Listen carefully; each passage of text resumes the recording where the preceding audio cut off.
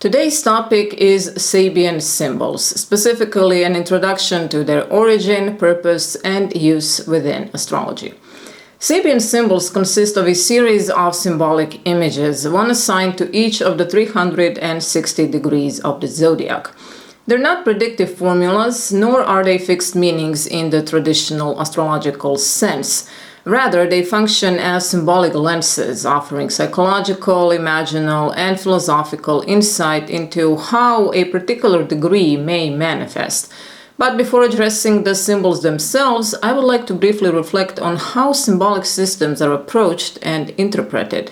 So recently it was my birthday and I received this oracle deck named Woodland Wardens. It was a very thoughtful gift, and this deck stood out to me due to its conceptual coherence. Now each card pairs a plant with an animal, forming a symbolic unit that derives meaning from botanical tradition, zoological symbolism, mythology, and personal association.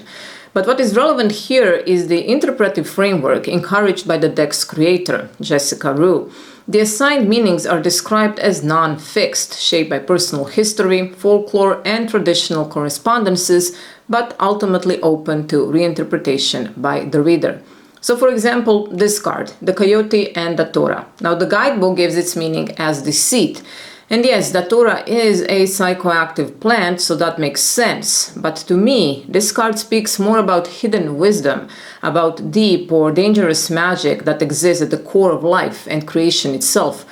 Or take the Trout and Lily of the Valley, named Purification. I understand the author's logic, but what I see is adaptability, multiple destinies, even redemption. In other words, meaning arises through interaction rather than prescription. Now, this principle applies equally to tarot and to symbolic systems more broadly. Interpretive depth does not come from memorization alone, but from sustained engagement with symbol, context, and lived experience. Many practitioners will recognize this process. Meanings evolve over time, sometimes slowly, sometimes suddenly, but always in response to continued study and practice.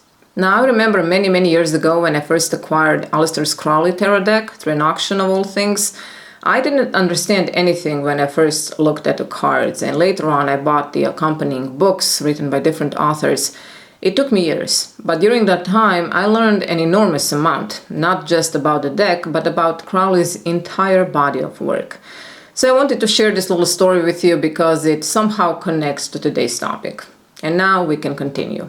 The Sabian symbols were produced in 1925 by the clairvoyant Elsie Wheeler at the request of the astrologer and writer Mark Edmund Jones, and were later revised and philosophically expanded by Dane Rudyard.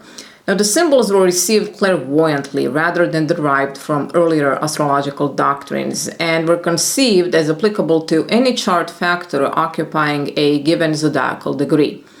Their reception took place under controlled conditions. So Wheeler was intentionally kept unaware of the zodiacal order, while Jones recorded the images as they were received and subsequently organized the material into its final sequence. This methodological approach was intended to minimize conscious interference and to preserve the symbolic integrity of the material. In this context, it is also worth mentioning the earlier work of John Thomas, the Welsh seer who wrote under the name Charubel, and who had already developed a system of degree delineations. Now, when applied to the natal chart, Charubel's system demonstrated a capacity for providing distinctive and unique insights. However, its interpretive scope was limited by the strongly moralized character of its symbolism, in which individual degrees were frequently treated as inherently benefic or malefic. The Sabian symbols emerged from a different set of guiding principles. They were intended to reflect modern life in forms that would be immediately understandable to individuals of ordinary experience, rather than relying on archaic or esoteric imagery. Also, the symbols were deliberately constructed to be value neutral, such that no degree would appear essentially favorable or unfavorable in interpretation. And whereas Charubel's degree symbolism was formulated primarily with reference to the ascendant, the Sabian symbols were designed to function coherently across the entire astrological chart. Now, there are virtually unlimited ways to interpret the Sabian symbols, but one thing becomes very clear when you work with them. The degrees that lie directly opposite each other across the circle of the natal chart tend to complement each other in ways that are mutually illuminating. And this relationship has proven to be extremely helpful when working out the detailed symbolism. But their effectiveness depends on the reader's ability to integrate symbolic insight with technical knowledge and contextual awareness. And one area in which Sabian symbols can be effective is in work with fixed stars. Now, fixed stars traditionally carry specific reputations, usually categorized as benefic or malefic. And while such classifications can be useful, they can also be limiting. Now, Sabian symbols provide an additional interpretive layer, allowing the astrologer to contextualize a star's influence in a more nuanced and human way. And while this is not a traditional method, I have found Sabian symbols to be effective when used as a symbolic overlay in fixed star interpretation. Let us consider an example. Take the fixed star Ptolemy located at approximately 1 degree of Sagittarius. Now, the corresponding Sabian symbol for this degree is retired army veterans gathered to reawaken old memories, also known as a Grand Army of the Republic campfire. Now imagine this star placed conjunct the midheaven. Now, this is a hypothetical example, but it serves to illustrate the method. Traditionally, Ptolemy is positioned in the final degrees of Scorpio, close to the Scorpio-Sagittarius cusp. In astrological tradition, the star is associated with honor, beneficence, friendship, refinement, and forms of worldly success that arise through cooperation and social standing. Now, contemporary astrological interpretations also extend these meanings to include teaching, mentorship, and the expansion of knowledge, mostly in contexts involving shared learning or collective advancement. Now, this is unrelated, but I will briefly touch on the name Ptolemy. It is thought to derive from the Arabic al-Zulman, meaning the ostriches, a reference rooted in early Arabic star lore of the southern sky. And although later esoteric writings have proposed symbolic reinterpretations of the name, these should be regarded as metaphorical rather than linguistically grounded. Also, I have read the following a few times, but there is no direct evidence that Ptolemy was independently identified in ancient Egyptian stellar religion. Nevertheless, modern myth-astrological frameworks have occasionally drawn symbolic connections between this star and the goddess Serket, whose scorpion symbolism reflects themes of both danger and protection. Now, Serket's dual labels, she who tightens the throat and she who allows the throat to breathe, express a paradoxical capacity to harm and to heal, as well as her protective role in relation to royal authority. And within this interpretive context, Ptolemy is seen as a star linked to power, responsibility, and influence exercised with restraint.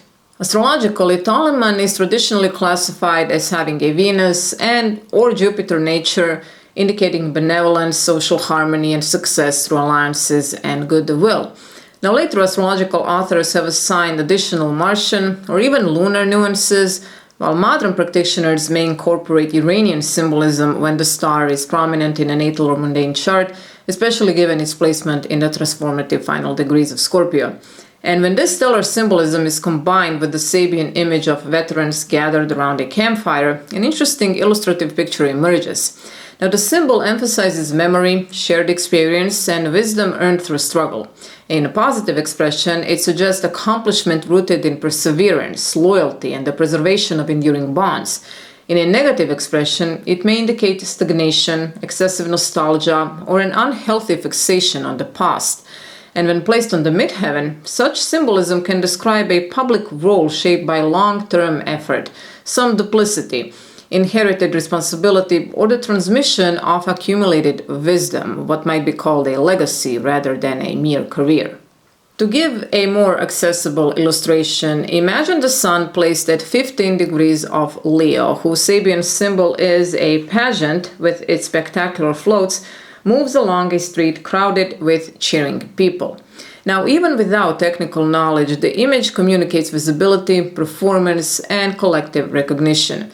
Now, in a natal chart, this symbol accentuates the need to be seen and affirmed, but also the responsibility that comes with public attention. Now, the symbol does not dictate behavior. It frames the quality of experience through which the sun's function may be expressed. As a second example, here is the sun placed at 7 degrees of Aquarius, whose Sabian symbol is a child born out of an eggshell. Now, the image suggests emergence into the world without conventional protection, an individuality that must define itself without relying on inherited structures. In a natal chart, this symbol usually shows originality, radical independence, and the necessity of self-authorization. Psychologically, the symbol implies premature awakening, while philosophically it speaks to the Aquarian task of bringing something unprecedented into collective awareness. Now, when expressed positively, this degree reflects a highly individual and essentially unlimited capacity for resourcefulness, whereas in its negative expression, it points to a naive dependence on external factors. It is important to know that Sabian symbols are not limited to natal chart interpretation. They can also be used as oracular tools, either independently or alongside tarot or oracle cards. This is one reason I mentioned the oracle deck earlier. Now, I use Sabian symbols to deepen interpretation without replacing technique, bringing them in selectively when a degree seems to ask for symbolic clarification. Now, some think that Sabian symbols do not belong properly to astrology, but their continued use by some great astrologers suggests that their value lies precisely in their symbolic flexibility. Methodologically, Sabian symbols function best as interpretive triggers. Again, they do not replace technical analysis, nor do they override the chart as a whole. Instead, they draw attention to images, themes, and associations that might otherwise remain unnoticed.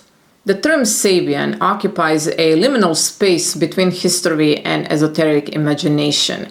Historically, the Sabians, pronounced differently, appear in the Quran as a religious community distinct from Jews and Christians, though their precise identity was already disputed among early Muslim scholars.